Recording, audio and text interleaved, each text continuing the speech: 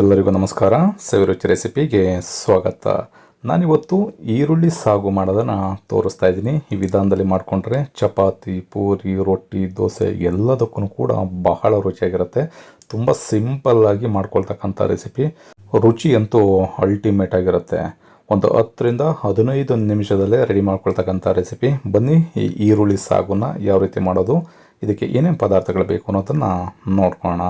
ಮೊದಲಿಗೆ ನಾನಿಲ್ಲಿ ಒಂದು ಫ್ರೈ ಪ್ಯಾನ್ ಇಟ್ಕೊಂಡು ಒಂದು 3 ಟೇಬಲ್ ಸ್ಪೂನಷ್ಟು ಎಣ್ಣೆನ ಸೇರಿಸ್ಕೊಳ್ತಾ ಇದ್ದೀನಿ.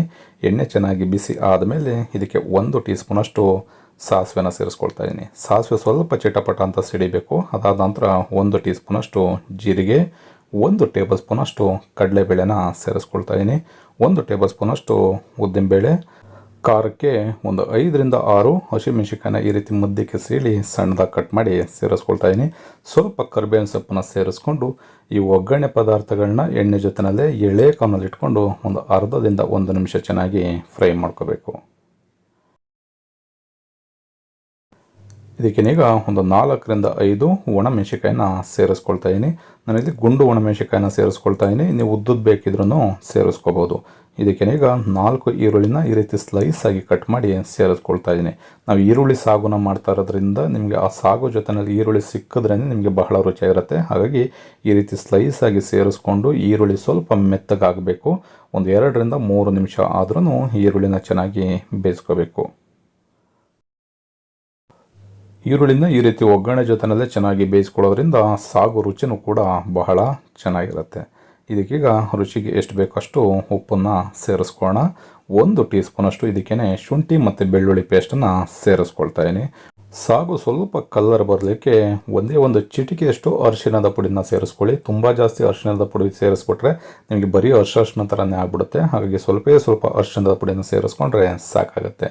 ಈ ಶುಂಠಿ ಬೆಳ್ಳುಳ್ಳಿ ಪೇಸ್ಟಲ್ಲಿರ್ತಕ್ಕಂಥ ಹಸಿ ಸ್ಮೆಲ್ಲೆಲ್ಲ ಕಡಿಮೆ ಆಗಬೇಕು. ಈ ರೀತಿ ಒಗ್ಗರಣೆ ಜೊತೆನಲ್ಲೇ ಚೆನ್ನಾಗಿ ಶುಂಠಿ ಬೆಳ್ಳುಳ್ಳಿ ಪೇಸ್ಟನ್ನು ಫ್ರೈ ಮಾಡ್ಕೋಬೇಕು. ಈ ರೀತಿ ಚೆನ್ನಾಗಿ ಫ್ರೈ ಆದ ನಂತರ ಇದಕ್ಕೆ 1 ಗ್ಲಾಸಿನಷ್ಟು 100 ml ಅಷ್ಟು ನೀರನ್ನು ಸೇರಿಸ್ಕೊಳ್ತಾ ಇದ್ದೀನಿ. ಈ ರೀತಿ ನೀರನ್ನು ಸೇರಿಸ್ಕೊಂಡು ಈರುಳ್ಳಿನ ನಾನು ಆಗಲೇ ಹೇಳ್ದಾಗೆ ಸ್ವಲ್ಪ ಮೆತ್ತಗಾಗಬೇಕು, ಅಲ್ಲಿವರೆಗೂ ಬೇಯಿಸ್ಕೊಳ್ಳೋಣ. ಈ ರೀತಿ ಬೇಯಿಸ್ಕೊಂಡು ಬೇಕಿದ್ರೆ ಇದ್ರ ಜೊತೆಗೆ ಒಂದು ಆಲೂಗೆಡ್ಡೆನ 3ರಿಂದ 4 ವಿಷಲ್ ಕುಕ್ಕರ್ನಲ್ಲಿ ಕೂಗಿಸ್ಕೊಂಡು ಸಿಪ್ಪೆನ ತೆಗೆದು ಈ ರೀತಿ ಮ್ಯಾಶ್ ಮಾಡಿ ಸೇರಿಸ್ಕೊಂಡ್ರೆ ಸಾಗು ರುಚಿ ಬಹಳ ಇನ್ನೂ ಅದ್ಭುತವಾಗಿರುತ್ತೆ. ಬೇಕಿದ್ರೆ ನೀವು ಸೇರಿಸ್ಕೋಬೋದು ಆಲೂಗೆಡ್ಡೆನ, ಇಲ್ಲ ಅಂತಂದರೆ ಬರೀ ಈರುಳ್ಳಿನಲ್ಲೇ ಮಾಡ್ಕೋಬೋದು, ಆಲೂಗೆಡ್ಡೆನ ಸ್ಕಿಪ್ ಮಾಡ್ಬೋದು. ಮನೆಯಲ್ಲಿ ಏನಾದರೂ ಜಾಸ್ತಿ ಜನ ಇದ್ದಾರೆ, ಸಾಗು ಜಾಸ್ತಿ ಬೇಕು ಅನ್ನೋದಾದರೆ ಈ ರೀತಿ ಆಲೂಗೆಡ್ಡೆನ ಸೇರಿಸ್ಕೊಂಡ್ರೆ ನಿಮಗೆ ಸಾಗುನೂ ಅಷ್ಟೇ ಸ್ವಲ್ಪ ಒದಗಿ ಬರುತ್ತೆ, ಜಾಸ್ತಿನೂ ಆಗುತ್ತೆ. ಕೊನೆಯಲ್ಲಿ ಇದಕ್ಕೆ 1.5 ಟೀ ಸ್ಪೂನಷ್ಟು ಕಡಲೆ ಹಿಟ್ಟನ್ನು ಸೇರಿಸ್ಕೊಂಡು ಸ್ವಲ್ಪ ನೀರನ್ನು ಬೆರೆಸಿ ಚೆನ್ನಾಗಿ ಗಂಟಿಲ್ಲದೆ ಇರೋ ರೀತಿಯಲ್ಲಿ ಮಿಕ್ಸ್ ಮಾಡ್ಕೋಬೇಕು. ಅದಾದ ನಂತರ ಸಾಗುಗೆ ಸೇರಿಸ್ಕೊಂಡ್ರೆ ರುಚಿ ಅಂತೂ ಇನ್ನೂ ಅದ್ಭುತವಾಗಿರುತ್ತೆ. ತಿಂತಾ ಇದ್ರೆ ಒನ್ ಮೋರ್ ಅಂತ ಇನ್ನೂ ಹಾಕಿಸ್ಕೊಂಡು ಪೂರಿ ಚಪಾತಿನ ತಿಂತಾ ಇರ್ತೀರ, ಅಷ್ಟು ಸಖತ್ತಾಗಿರುತ್ತೆ. ನೋಡಿ, ಈಗ ಸ್ವಲ್ಪ ಗಟ್ಟಿ ಆಗ್ತಾ ಇದೆ ಅಂತಂದರೆ ಇನ್ನೂ ಸ್ವಲ್ಪ ನೀರನ್ನು ಸೇರಿಸಿ ಒಂದು 2ರಿಂದ 3 ನಿಮಿಷ ಎಳೆ ಕವನಲ್ಲೇ ಬೇಯಿಸ್ಕೋಬೇಕು. ಜಾಸ್ತಿ ಉರಿ ಕೊಟ್ಟರೆ ನಾವು ಆಲೂಗೆಡ್ಡೆ ಮತ್ತು ಕಡಲೆ ಹಿಟ್ಟನ್ನು ಸೇರಿಸೋದ್ರಿಂದ ತುಂಬ ಗಟ್ಟಿ ಆಗಿಬಿಡುತ್ತೆ.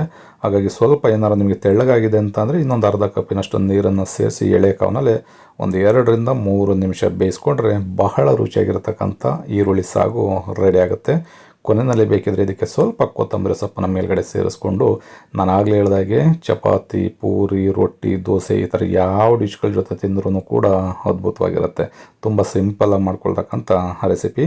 ಈ ರೆಸಿಪಿ ನಿಮಗೆ ಇಷ್ಟ ಆಯಿತು ಅಂತ ಅಂದ್ಕೊಳ್ತೀನಿ. ಇಷ್ಟ ಆಗಿದ್ದರೆ ಆದಷ್ಟು ಜನಕ್ಕೆ ಈ ರೆಸಿಪಿನ ಶೇರ್ ಮಾಡಿ. ಇನ್ನು ಹೊಸದಾಗಿ ನೋಡ್ತಾ ಇರ್ತಕ್ಕಂಥವ್ರು ನಮ್ಮ ಚಾನಲ್ನ ಸಬ್ಸ್ಕ್ರೈಬ್ ಮಾಡ್ಕೊಂಡಿಲ್ಲ ಅಂತಂದರೆ ಸಬ್ಸ್ಕ್ರೈಬ್ ಮಾಡ್ಕೊಳ್ಳಿ. ಪಕ್ಕದಲ್ಲಿ ಇರ್ತಕ್ಕಂಥ ಬೆಲ್ ಬಟನ್ನ ಪ್ರೆಸ್ ಮಾಡಿ. ನೀವು ಕೂಡ ಮರೆದೇನೆ ಈ ರೆಸಿಪಿನ ಮನೆಯಲ್ಲಿ ಒಂದು ಸಲ ಟ್ರೈ ಮಾಡಿ ಹೇಗಿತ್ತು ಅನ್ನೋದನ್ನು ಕಮೆಂಟ್ ಮಾಡಿ ತಿಳಿಸಿ. Thank you.